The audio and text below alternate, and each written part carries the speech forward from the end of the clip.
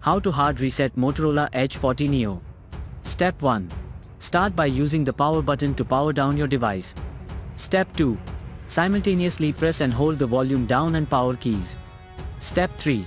When the bootloader mode appears, release all buttons.